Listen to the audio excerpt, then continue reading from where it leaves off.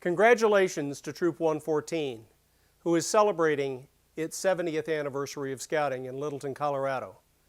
My name is Jim Blair, and I had the opportunity to lead Troop 114 as its Scoutmaster and Assistant Scoutmaster back in the 80s and 90s. And I would tell you that indeed it was one of the proudest times I have ever enjoyed in scouting.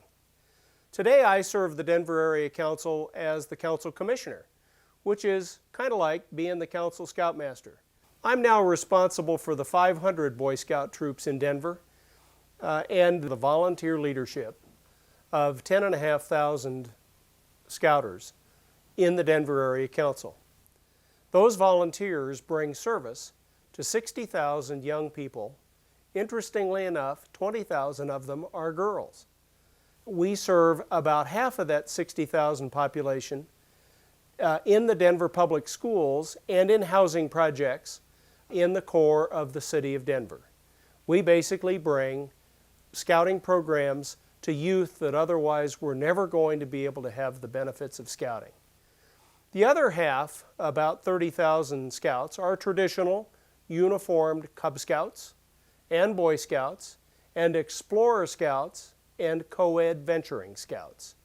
And they are young people that participate in scouting programs, not so different than Troop 114, but Troop 114 is special and it's unique in its traditions and its pride. This troop, above most, certainly emphasizes boy-run leadership and develops some of the finest young leaders that I have ever seen. Troop 114 has now engaged its adult leaders in leadership beyond Troop 114.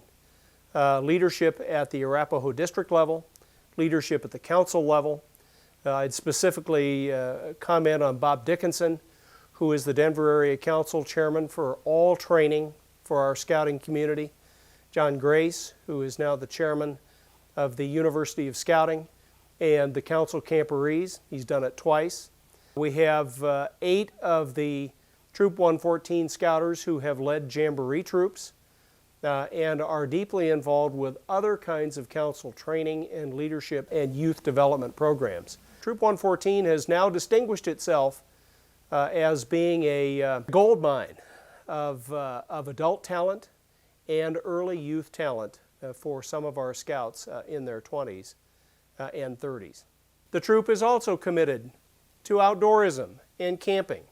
And the amount of that we use to accomplish the scouting principles is beyond the normal. When we hosted our first camporee, and we took the remarkable resources of Troop 114 to put on a district camporee for the Arapahoe district that served 600 to 700 participants, and it was all boy run. And the comments and feedback that we got from youth and their leaders about that camporee was remarkable.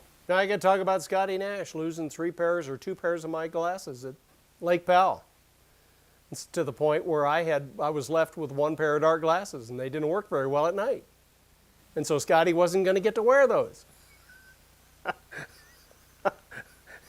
No matter what went well or what didn't during a day on a camping experience. We ended every single Saturday night with a rousing, joyous campfire program. Simple things that we did 11 campouts a year on a Saturday night, on a Sunday morning at a faith service. Those are traditions of history and of confidence and of self-esteem you just can't plant anywhere else. Troop 114 emphasizes service to the community, service to the church, and the hundreds of hours that are dedicated every year equate to thousands of dollars in value. And it's one of the very best teaching tools that we have while truly embedding Troop 114 into its community. Troop 114 clearly is one of the premier units in our council, and because of my involvement at the national level, I'd like you all to know that it is one of the premier Boy Scout troops in America. No other organization provides boys the opportunity to grow as individuals with character and ethics like the Boy Scouts can. Troop 114 has a great deal of pride. You have delivered and you continue to deliver one of the most outstanding programs around, and you will for the years to come. I'm proud of you and certainly proud of my association with Troop 114. It is a great day to be a Scout.